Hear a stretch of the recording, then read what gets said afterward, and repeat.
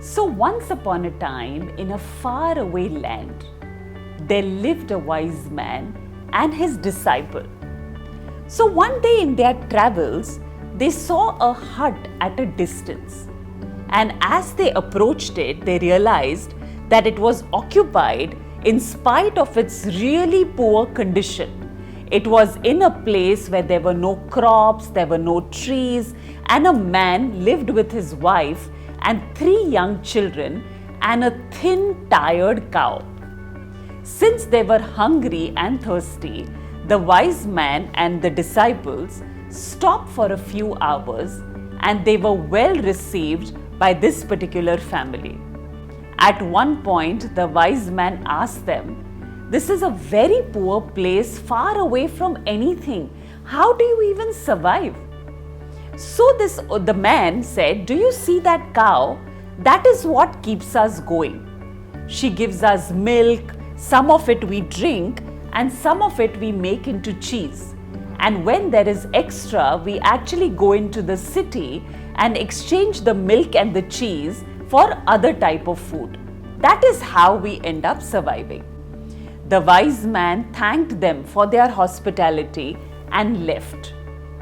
When he reached the first bend in the road, he said to his disciple, "Go back, get the cow, take her to the cliff in front of us and push her off that cliff."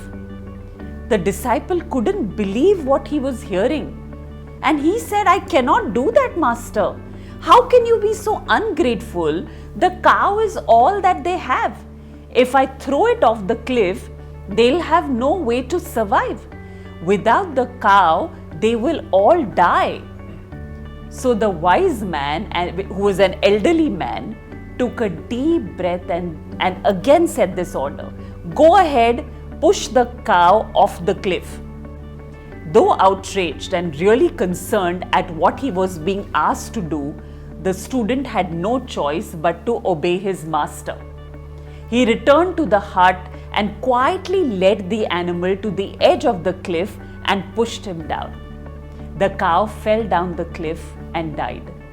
As the years passed by, remorse of what he had done never left this disciple. One day, the guilt became too much to bear, and he left the wise man and returned to this little shack. He wanted to find out what happened to that family, and he wanted to help them out and also apologize for what he ended up doing. Upon rounding a turn in the road, he couldn't believe what he was seeing in front of his eyes. In the place of the poor shack, there was a beautiful house with trees all around and a farm which was full of rich crop and several cars in the garage and lot of abundance. So 3 good-looking teenagers and their parents were enjoying and celebrating the luxuries of life.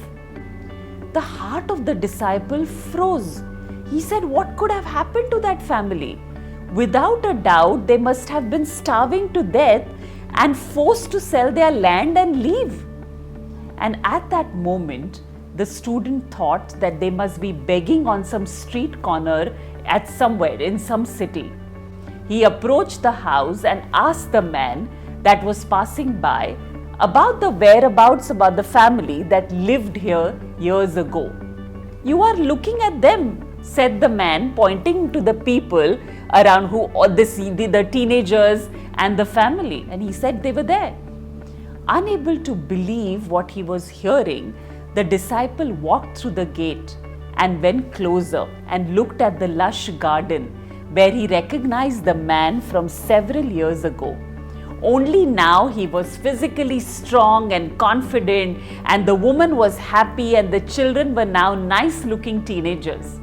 He was shocked, and he went over to the man and asked, "What happened?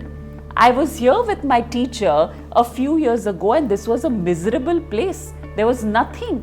What did you do to improve your life in such a short time?"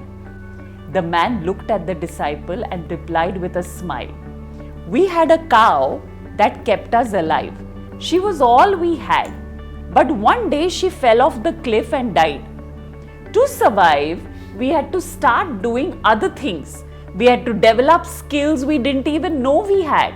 So because of that, we were forced to come up with new ways of doing things which are now much better off than before. Sometimes our dependence on something small and limited is the biggest obstacle to our growth. And perhaps the best thing that could happen to you is to push your cow, the familiar, down the cliff. The question is, what are you going to do once your cow is gone? The pandemic has played this role for many people in life, where everything that was familiar is gone. But this is also an opportunity to create new ways of thriving, growing, and learning. So, what are you going to do now?